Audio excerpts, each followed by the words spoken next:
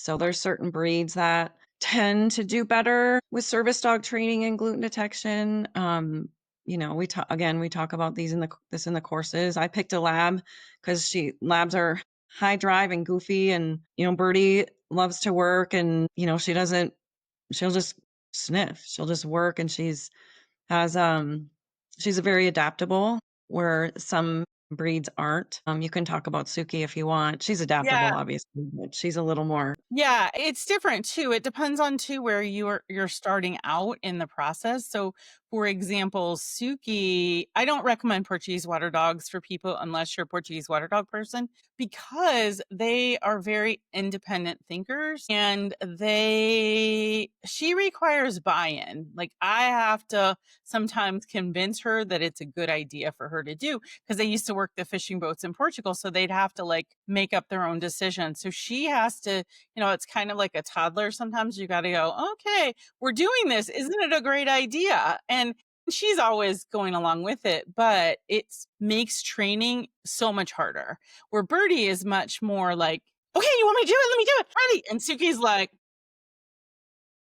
yeah, I don't know about that. She does a cost benefit analysis. Suki Yeah. does. Suki She does also cost.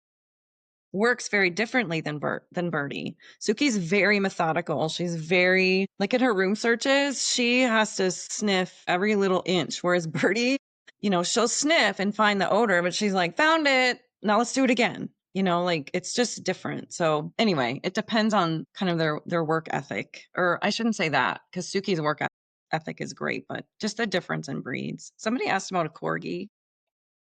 Corgi. I really love corgis. They're higher drive. They're not that big. That might be an issue. 9 months, I think would be a great age. Just depends on the dog, honestly, on the individual dog. But that might be a little bit too small. And of course, if the dog is a lot of herding dogs can have anxiety, and they're very, very intelligent. They pick up on every nuance of their environment, which sometimes is a detriment. Not again for every dog, but yeah. Well, What and I else? think one of the things in terms of characteristics of dogs is a big deal because even within the same litter or the same breed, dogs can be completely different.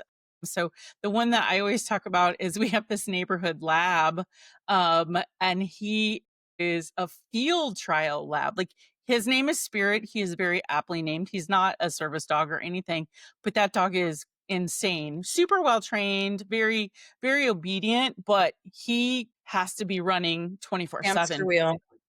He is on the go. He would not be a good gluten detection dog because he doesn't have that characteristics. And that's why some of this, when Kari's talking about herding dogs, I also get questions a lot about uh like huskies or border collies. Some of those dogs, like they just are, they want to be on the go. Like that's more what they are. And I mean Suki has that too. She wants to be on the go. So then my need to exercise her is very high, and I had to work really hard to train her to relax and off switch. That's hard. Like that was probably one of the hardest things I had to train her in. So that's why it's like we want people to think about those things ahead of time. That's why we created the courses, because I didn't know all this stuff when I got Suki, and I was like, oh, I'm going to do this. And then I was like, what if I got myself into? Not that I would trade her, but it makes life a lot harder. Figuring these things out before you get your dog and before you think about training, you can know, hey, is this right for me or not? And that's why we did the course.